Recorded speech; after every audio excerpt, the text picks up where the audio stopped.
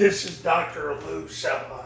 I'm a doctor of sport and performance psychology. Now, this video we're going to talk about where I correct the most mistakes by concept. So when I do a camp, when I do a Triple Option Football Academy camp, what are the positions where there are the most errors? And I want you to know this so you can put your energy into those positions. So when I run a camp, zone dive, it's not even close. It's A back number 1, guard number 2, B back number 3. What happens on these plays? Where do the mistakes come from? The A back's biggest issue, he doesn't follow the tackle. He stays too wide. He's too outwardly focused where he needs to be just a battering ram. As he steps through the tackle, 2 hand slams, whoever shows at the first level. And then if nobody shows at the first level, he goes to the second level. Too many times the A-back's looking out on zone dive, where he's got to just follow the tackle and be a battering ram and 2 hand slam, whoever shows. The guard, the biggest issue there is if it's a two technique, there's not a real issue.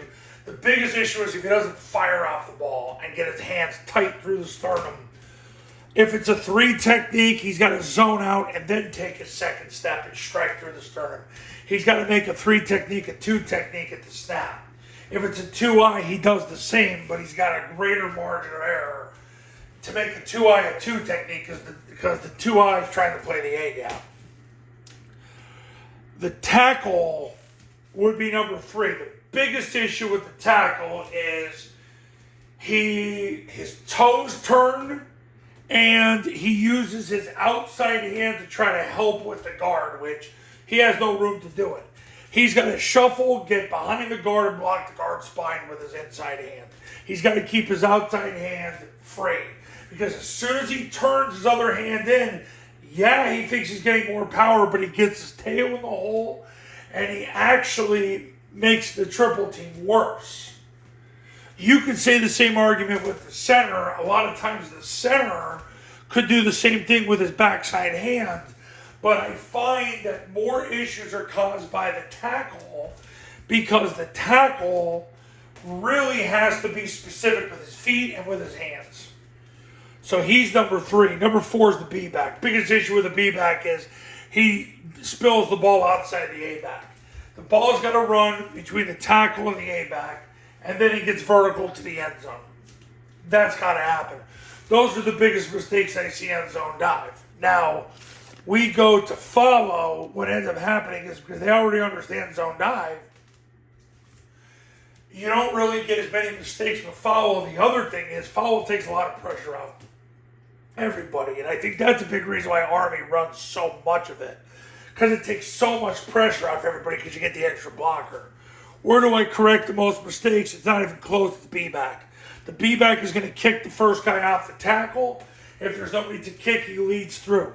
The biggest thing I notice when he kicks is he doesn't get his hat to the left. That's more important than the contact.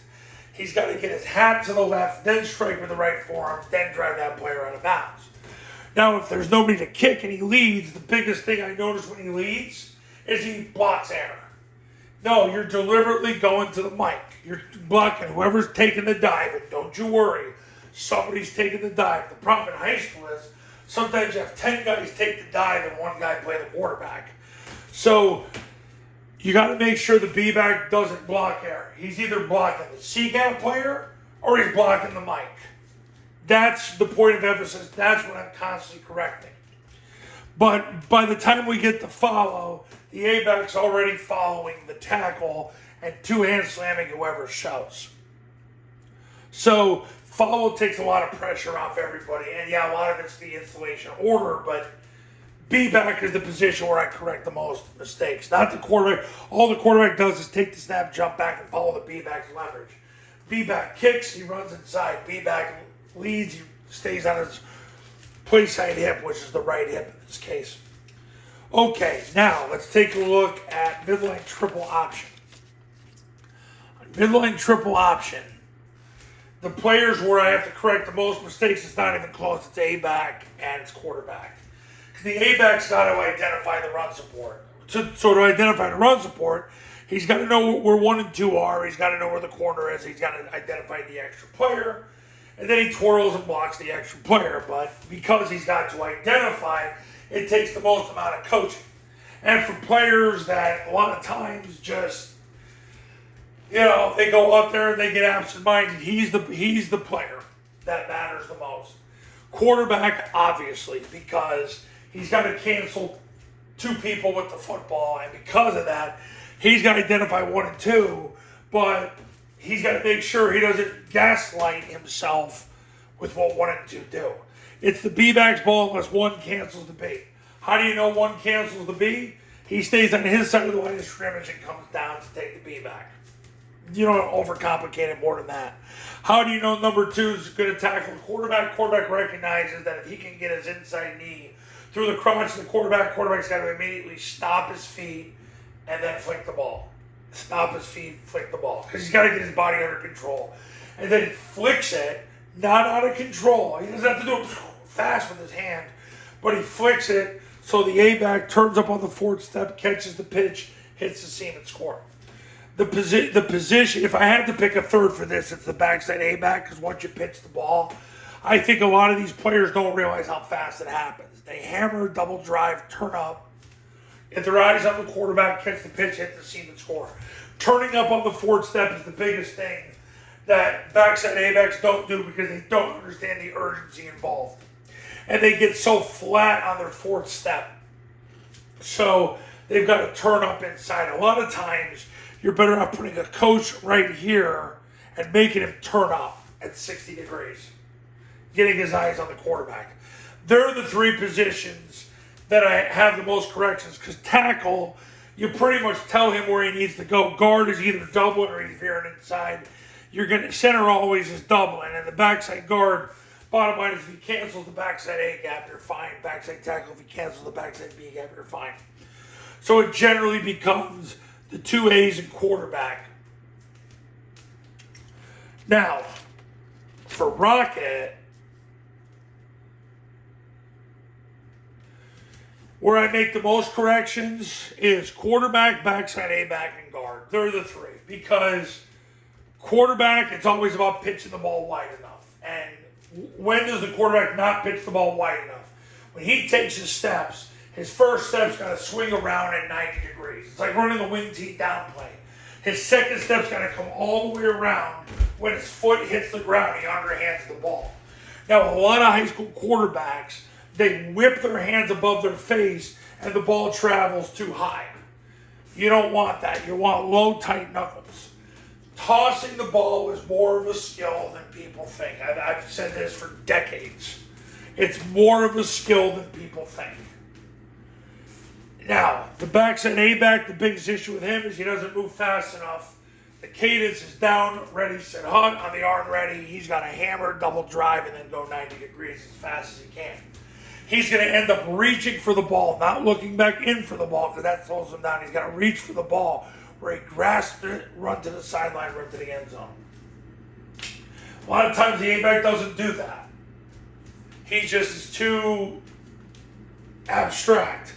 There's a lot to that, these 2 positions on Rocket. The guard, it's real simple. It's a race to the 9 technique. If they give you a 9 technique, let's say this guy comes up on the line.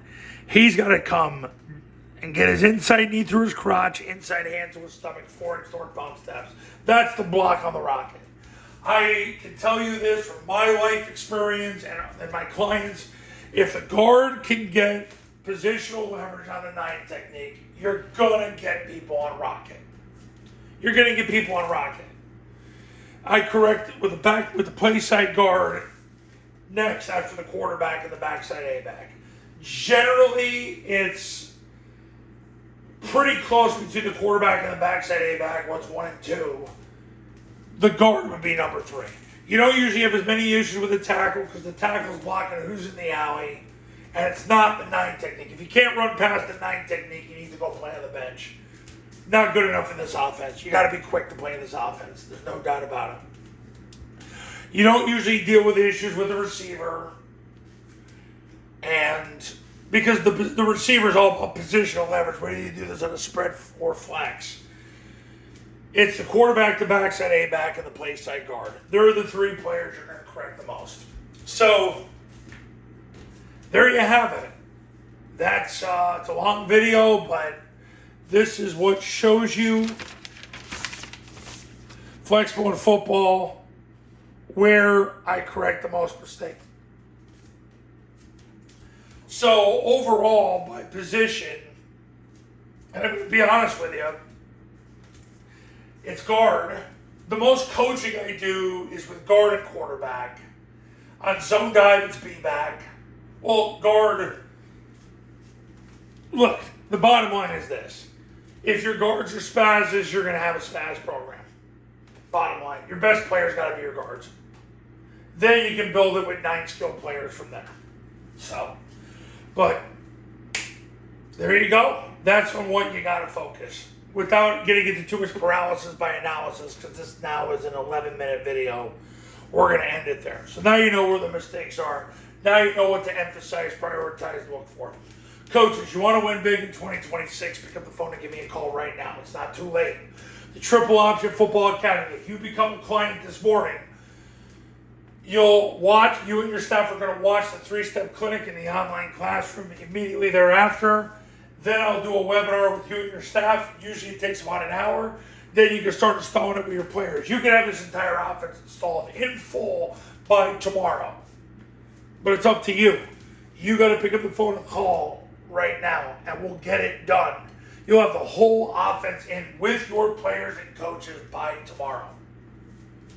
Because I know how to do it. I've been doing this for 16 years as a business and 4 decades overall. So call me. Let's get it done. You don't have to live in the spread anymore. You don't have to live in the chuck and duck, fun and gun. Ain't so fun because your players are underdogs. You don't have to live like that. Just give me a call and we'll take care of business. Go to tripleoptionfootball.com. You'll see how the academy works. You'll see how the camp works. And you'll see, check out those testimonials at tripleoptionfootball.com. Probably a little too late this year for a camp, although you never know. We're going to get it done. Give me a call and we'll talk.